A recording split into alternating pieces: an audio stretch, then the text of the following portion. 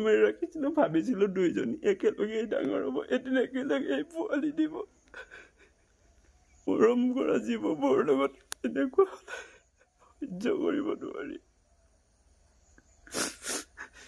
নমস্কাৰ সকলোকে। আজি এই ভিডিঅ'টো মই দেখুৱাবলৈ লৈছোঁ। এটা খুব দুখৰ ভিডিঅ'।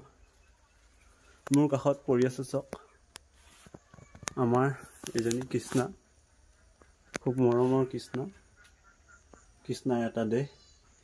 তাই হয়তো অন্তিম অৱস্থাত আছে, য'ৰ পৰা তাই কোনোদিন ঘূৰি আহিব নোৱাৰিব, একদম অসুস্থ অৱস্থাত। ইমান দুখ লাগিছে আজি মই এই ভিডিঅ'টো কৰিব গৈ আপোনালোকক দেখুৱাবগৈ। 2023 চনৰ নৱেম্বৰ মাহৰ শেষৰ দিনা, মানে 30 তাৰিখে ৰাতিপুৱা 4:30 বজাত, ঠাণ্ডা দিনত জানেই 5টা বজাৰ আগলৈকে এন্ধাৰে হৈ থাকে। 4:30 বজাত 3টামান কুকুৰে আমাৰ ঘৰৰ চোতালত কেও কেও কৰি আছিল। কাউলী বাউলী কৰি থকা দি উঠি আহিলোঁ, কিনো হৈছে বুলি কুকুৰকেইটা। উঠি আহি দেখিছোঁ আমাৰ কলি গাইজনী দুটা পোৱালি দুকাষে, আৰু কুকুৰকেইটা তাকে টনা আজোৰা কৰিবলৈ চেষ্টা চলাই আছিল। মানে আহি মই হতবাক হৈ গ'লোঁ। মানে গম পালে আপোনালোকে যে কলি গাইজনীয়ে দুটা পোৱালি দিছিল। আৰু যিসকলে মোৰ ভিডিঅ' চাই আগতে সেইসকলে হয়তো জানেই, আৰু যিসকলে হয়তো এইটো ভিডিঅ' প্ৰথম চাইছে সেইসকলৰ কাৰণেও কৈছোঁ।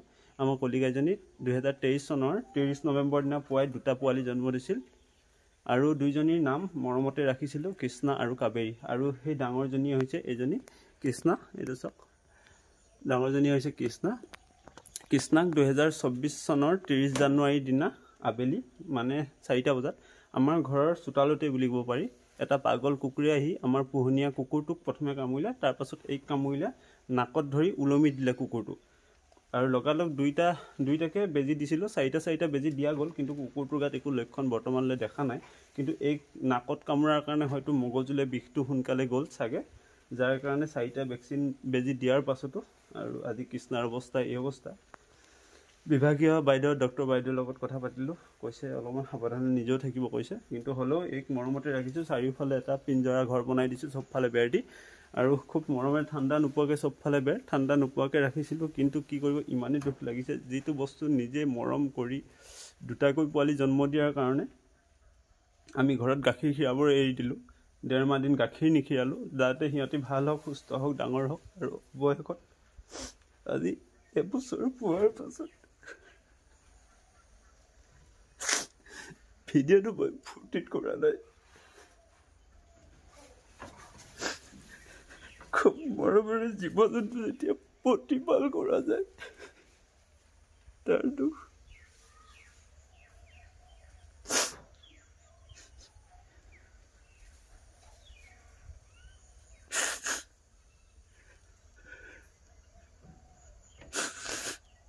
যমজ পোৱালিহাল ঘৰত দেখিছিলোঁ মই, প্ৰথমে চাফ চিকুণো কৰিলোঁ আৰু নামো দিলোঁ দুইটাৰ মৰমতে, কৃষ্ণা আৰু কাবেৰী।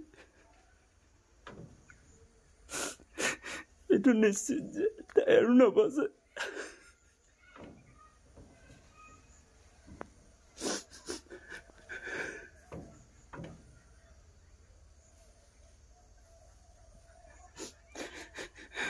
কৃষ্ণা, কৃষ্ণা আজি 5 দিনৰ পৰা তাই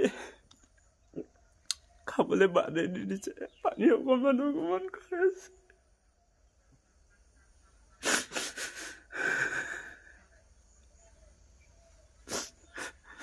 মৰম কৰা জীৱবোৰ লগত এনেকুৱা সহ্য কৰিব নোৱাৰি। আমাৰ ঘৰৰ গোহালিৰ প্ৰতিটো গৰু ছাগলীৰ নাম আছে। এনেকুৱা হ'ব বুলি ভবা নাছিলোঁ। পাগল কুকুৰেও আহি ঘৰতে চকুৰ সন্মুখতে কামুৰিব পালে।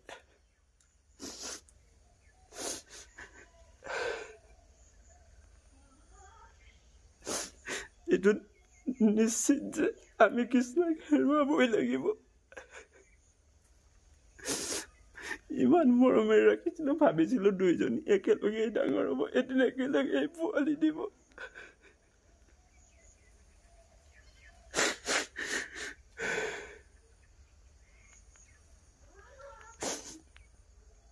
কিনো কম আৰু ভিডিঅ'টো আপোনালোকক মনৰ ভাৱবোৰ দেখুৱাওঁ বুলিয়ে কৰিলোঁ।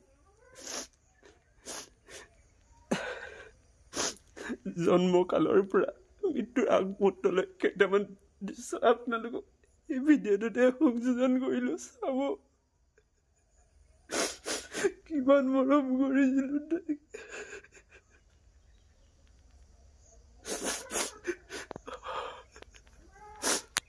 হয়তো কুকুৰেই পালে আৰু মৃত্যু কুকুৰৰ বাবেই হ'ল।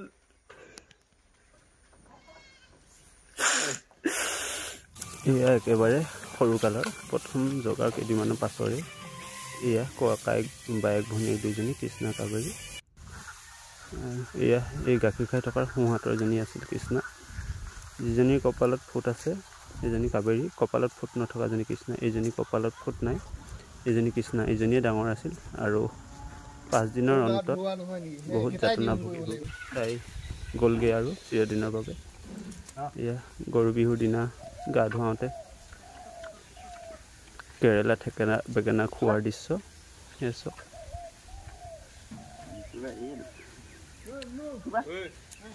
খুব মৰম কৰিছোঁ আচলতে, সেইটো কাৰণে দুখ লাগিছে। মৰম নকৰিলে একো নাই, সদায় লালন পালন কৰি থকাজনেহে জানে। এয়া কৃষ্ণ কেইবাটাও মই কেইবাখন ফটো দেখুৱালোঁ, ভিডিঅ' দেখুৱাই আছোঁ লগতে। এইজনী কৃষ্ণ যে ফুট নাই, ইমান মৰমেৰে চাবচোন, এনেকৈ চালেই বুজি পাব। কলা বগা এয়া চব খুচি আছোঁ, খুন্দিয়াই আছোঁ, মৰম কৰিব লাগে মানে, সেয়াই কথা। ইফালে এয়া সন্মুখত থকাজনী কৃষ্ণা, মানে কৈছোঁৱে যিজনী কপালত ফুট নাই সেইজনী কৃষ্ণা। একদম সৰুকালৰ চব কি ধুনীয়া এখন স্থিৰ ফটো, দৌৰি থকাৰ সময়ত লৈছিলোঁ। মনত পৰে, তাই কেমেৰালৈ চাই আছে চক কেনেকৈ এইখন ফটো। কিমান ফটো আছে হিচাপ নাই, তাৰে কেইখনমান ফটোহে দেখুৱাইছোঁ। ইমান মৰমেৰে ডাঙৰ দীঘল কৰি এবছৰ 24 চনটো সম্পূৰ্ণ বছৰ, আৰু এফালে ডিচেম্বৰ মাহটো 23 চনৰ, আৰু এফালে জানুৱাৰী মাহৰ 15 দিনে ধৰিছোঁ। 13 মাহ এবছৰ, 13 মাহ 14 মাহে ধৰক, আৰু প্ৰায় 14 মাহ ঘৰত থাকি আৰু গ'লগৈ চিৰদিনৰ বাবে বিদায় লৈ। এয়া ৰাজস্থানৰ পেহী এবাৰ বহাগৰ বিহুত ফুৰিবলৈ আহোঁতে গাখীৰ খীৰাইছিলে, আৰু সেইদিনা এয়া কৃষ্ণাক বান্ধি ফালে গাখীৰ খীৰাইছিলোঁ। সিহঁতি ডাঙৰ দীঘল হওক বুলিয়েই 1.5 মাহ গাখীৰ নিখীৰালোঁ, ডাঙৰ দীঘল কৰিলোঁ লালন পালন কৰি। তাৰপাছত এই দশা। এয়া একদম জগাৰ দিনাৰ 2023 চনৰ 30 নৱেম্বৰ দিনা ৰাতিপুৱাৰ ফটো এইখন, আৰু এইখনেই শেষ দৃশ্য ভালকৈ লোৱা ফটো। চাব আৰু আপোনাৰ